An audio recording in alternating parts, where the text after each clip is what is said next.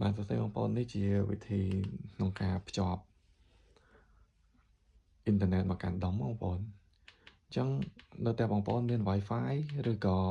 បងប្អូនអត់មាន Wi-Fi បងប្អូនមានទូរស័ព្ទចង់ share hotspot អញ្ចឹងក៏បានដែរបងប្អូនអញ្ចឹងនេះជាវិធីភ្ជាប់ Wi-Fi ឬក៏ share hotspot ចេញពីទូរស័ព្ទមកកាន់ដុំក្នុងការប្រើប្រាស់ដុំអញ្ចឹងបងប្អូនអញ្ចឹងយើងប្រើ tele នេះយើងយកមកចូលមកកាន់ setting បន្ទាប់មកបងប្អូនឃើញលើគេ network and internet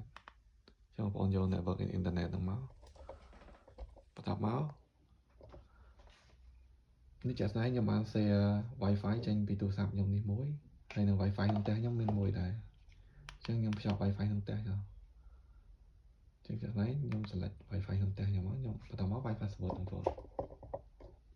password មកបងប្អូនវាយមកខ្ញុំប្រើ tele នេះបញ្ជាបងប្អូនលើក្រោមឆ្វេងស្ដាំនេះខ្ញុំបញ្ជាថានេះសម្រាប់ Wi-Fi ក្នុងផ្ទះរបស់ខ្ញុំចឹងខ្ញុំវាយលេខកូដ Wi-Fi ក្នុងផ្ទះរបស់ខ្ញុំចូល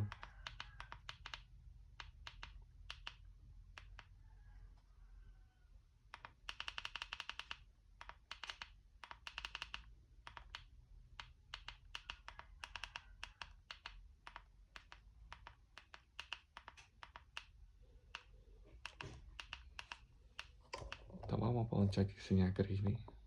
សញ្ញាធីកនេះបងប្អូនចូលម៉ៅបន្តមានសញ្ញាធីកនេះហ្នឹងដុំហ្នឹងនឹងភ្ជាប់ទៅកាន់ Wi-Fi អូខេ successful ពេលនេះបងប្អូនអាចប្រើដុំហ្នឹងបានដែរអាចចូលទៅកាន់ YouTube ចូលទៅកាន់ Play Store ដើម្បី download កម្មវិធីឬក៏អាចមើលប៉ុស្តិ៍ទូរទស្សន៍ជាតិប៉ុស្តិ៍អន្តរជាតិបានតាម IPTV បងប្អូន